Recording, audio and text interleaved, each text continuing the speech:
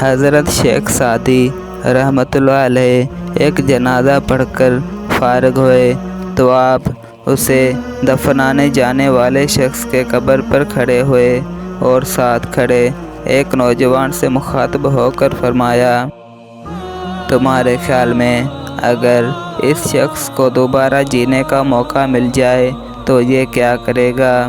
تو فوراً وہ نوجوان بولا، حضور یہ تو اللہ اللہ کرے گا، نماز پڑھے گا، روزے رکھے گا، سچ بولے گا، نیکیاں کرے گا۔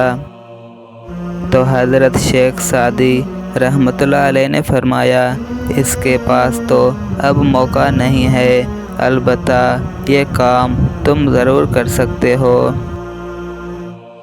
ہر چیز اپنے وقت پہ اچھی لگتی ہے، نیکی کرنے کا صحیح وقت جوانی ہے۔ ہم نیکیاں اس وقت کرتے ہیں جب ہم برائیاں کرنے کا قابل نہیں رہتے۔